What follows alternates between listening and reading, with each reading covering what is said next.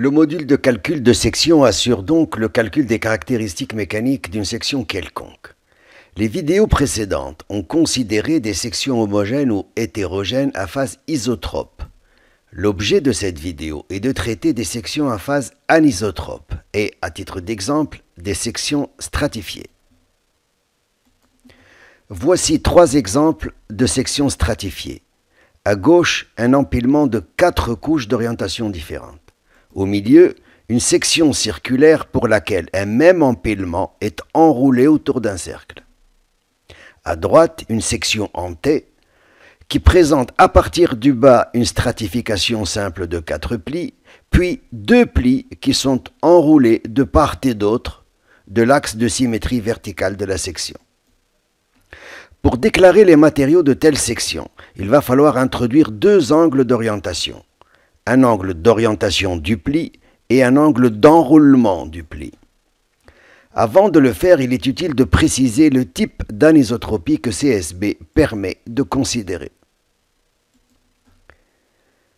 Dans CSB, les matériaux anisotropes peuvent être orthotropes ou isotropes transverses.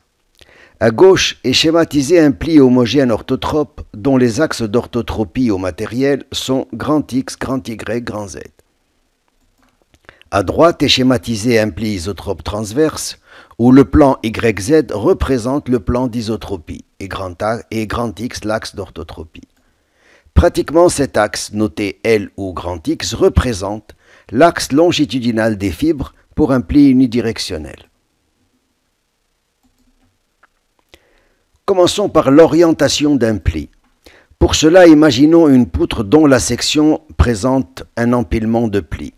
On note petit x, petit y et petit z les axes de la poutre. On note par ailleurs grand X, grand Y, grand Z les axes d'orthotropie au matériel du matériau du pli. Le point de départ est que l'orientation d'un pli à 0 degré indique que les axes de la poutre et du matériau du pli sont confondus. L'orientation du pli est alors définie par l'angle entre l'axe de la poutre petit z et l'axe grand X du pli, soit une orientation, soit plutôt une rotation autour de l'axe petit y ou grand Z. Quant à l'enroulement du pli, l'enroulement d'un pli se fait après avoir choisi l'orientation du pli. Pour en parler, le mieux est de considérer un exemple. Soit une section hexagonale autour de laquelle on souhaite enrouler un pli orienté à 30 degrés. Choisissons que le pli placé sur la première arête au sommet de l'hexagone corresponde à un enroulement nul. Ce même pli est posé avec un enroulement de plus 60 degrés pour la deuxième arête, plus 120 degrés pour la troisième arête et ainsi de suite. L'enroulement se fait par rotation autour de l'axe de la poutre, c'est-à-dire autour de l'axe petit z. Les angles devant être déclarés entre moins 180 à plus 180 degrés. L'angle d'enroulement de la sixième arête est de moins 60 degrés. On notera que dans le tableau qui correspond aux déclarations à faire dans le module de calcul de section, les 6 plis correspondant aux 6 arêtes sont considérés comme des sous-domaines différents. Ces sous-domaines utilisent certes le même matériau, la même orientation de pli, mais des enroulements différents. Voici maintenant comment doivent être déclarées dans le module de calcul de section les 3 sections de départ. À gauche, la déclaration d'un stratifié formé par un empilement de 4 couches de type antisymétrie. Les orientations sont indiquées dans la table et les enroulements sont ici nuls. Pour la section circulaire à droite, l'enroulement varie de manière continue. Ce cas est prévu par le module de calcul de section. Il suffit d'indiquer que l'enroulement est de type variable par le mot var. Le module de calcul détermine alors l'orientation de manière automatique, mais cela n'est possible que pour le cas du cercle. Quant au dernier exemple de la section en T, on y considère un pli isotrope transverse. En partant du bas, l'empilement des 4 premières couches est simple, mais les 2 dernières couches, à 30 et 0 degrés, sont enroulées par rapport à l'axe de symétrie verticale. Cependant, dans la mesure où le matériau est isotrope transverse, l'enroulement est sans influence sur l'orientation à 0 degré. Par contre, l'orientation de 30 degrés doit être enroulée de part et d'autre de l'axe de symétrie à plus ou moins 90 degrés. Cela nécessite donc la déclaration de 7 sous-domaines de couleurs ici différentes, utilisant le même matériau, mais des orientations et des enroulements différents, comme cela est précisé dans le tableau. Maintenant que ces problèmes d'orientation sont définis et illustrés, nous allons lancer le module de calcul de section pour traiter les 2 exemples suivants.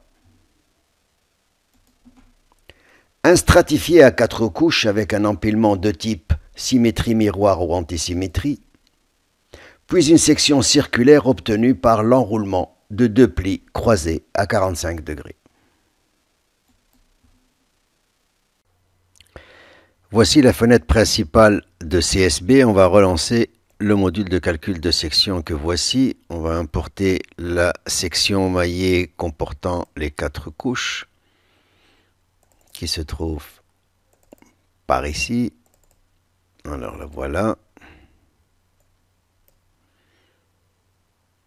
Très bien. Voici la coloration des blocs. Alors le bloc gris et le bloc rouge seront associés au même matériau pour faire 0 degré d'orientation haut et en bas. Et on va garder 2 couleurs, donc 2 sous-domaines différents pour pouvoir affecter les couches intérieures à 30 degrés avec symétrie miroir ou antisymétrie. Alors la couche rouge va passer au sous-domaine 1. Celle-là au sous-domaine 2 et celle-là au sous-domaine 3. Voici. Très bien, on va aussi changer les couleurs. Plutôt que red, on va prendre par exemple red 3.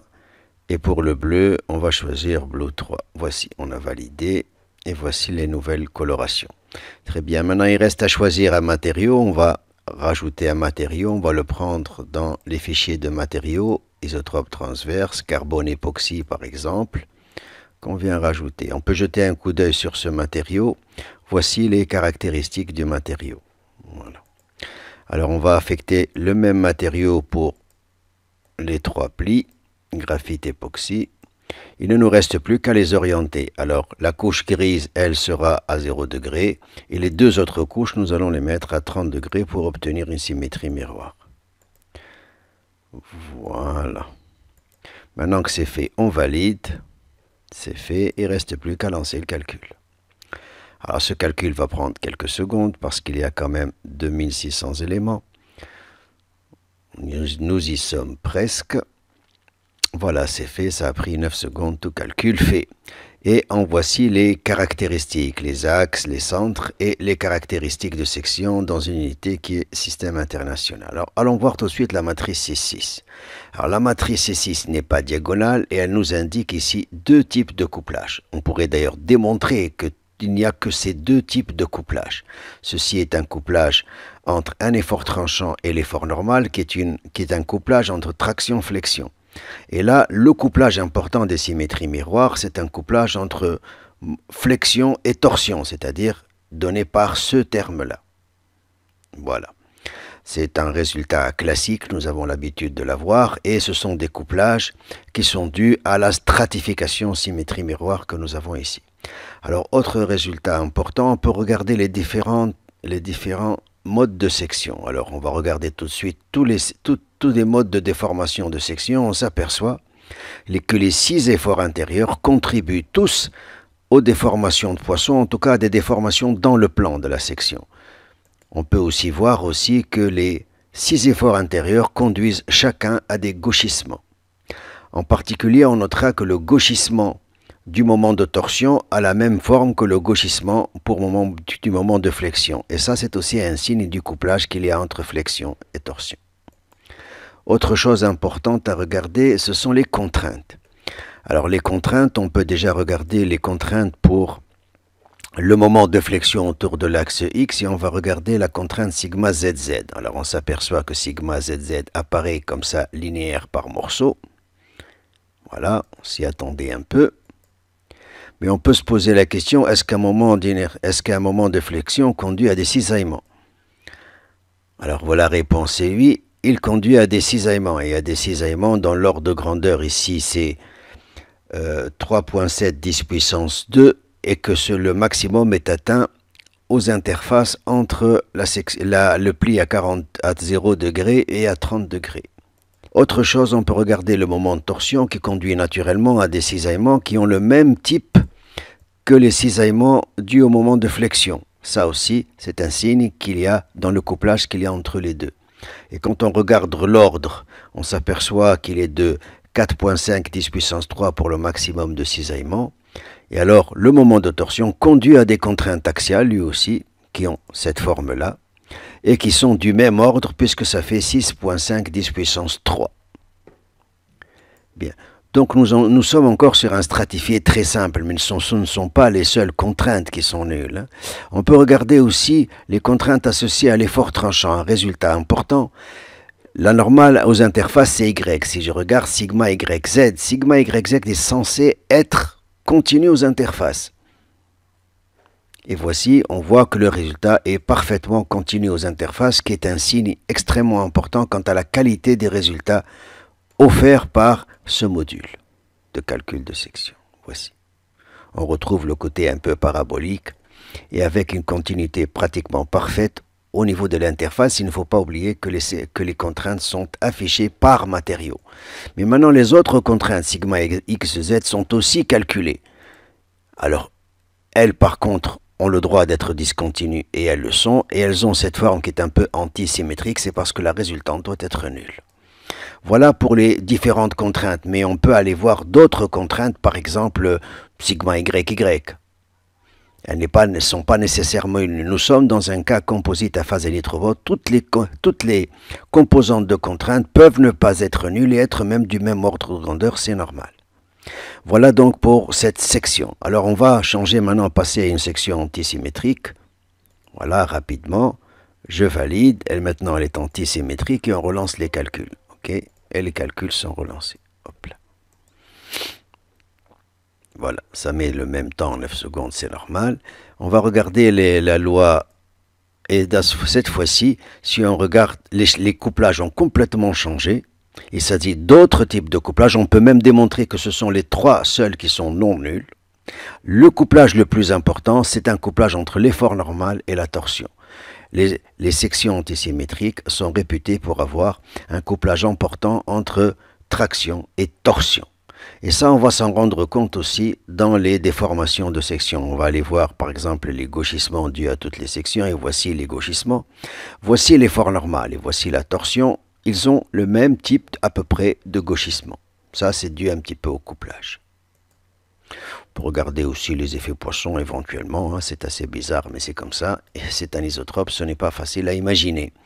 Quant aux contraintes, on peut jeter un coup d'œil, par exemple, qu'un effort normal puisse conduire en dehors des contraintes axiales qui sont pratiquement constantes par morceau à des cisaillements qui sont de l'ordre d'ici de 2. C'est peut-être pas important, on n'en sait rien, mais on va regarder par rapport aux contraintes axiales. Les contraintes axiales sont 4 fois plus importantes. Maintenant, ça reste des cisaillements qu'il faut considérer. Voilà un exemple de résultat. Alors, on va s'arrêter là pour cet exemple-là. Je vais fermer, je vais sauvegarder éventuellement. Donc on va plutôt non, on va pas le sauvegarder, ce résultat, on va juste fermer. Et on va dans les exemples, et c'est ce cas-là. Alors voici, ici les choses ont déjà été déclarées, c'est toujours le même graphite époxy. Donc il y a deux couches. La couche qui a la couche 1 puis la couche 2 qui est en gris puis l'autre, elles sont à 45 et moins 45 degrés. Alors on notera que les enroulements ici, ce sont des enroulements continus variables. Alors ici, parmi les angles que l'on donne, c'est variable qu'il faut mettre. Sinon, nous aurions indiqué des angles qui sont ici. Voilà, ça a déjà été fait, ça a déjà été calculé. Et donc on regarde ici la loi il s'agit qui nous donne exactement les mêmes couplages que dans le cas antisymétrique, c'est normal, parce qu'un angle qui est à 45 degrés en haut, quand il est en bas, il se retrouve à moins 45, c'est bien une antisymétrie. Alors on retrouve encore une fois un couplage important entre l'effort normal et le moment de torsion. Alors au sens des contraintes, regardons ce que donne le moment de torsion. Voici les cisaillements. Alors les cisaillements sont de révolution et on pouvait s'y attendre. Ils sont donnés par matériaux. On peut ici agrandir un petit peu ce résultat. Voici.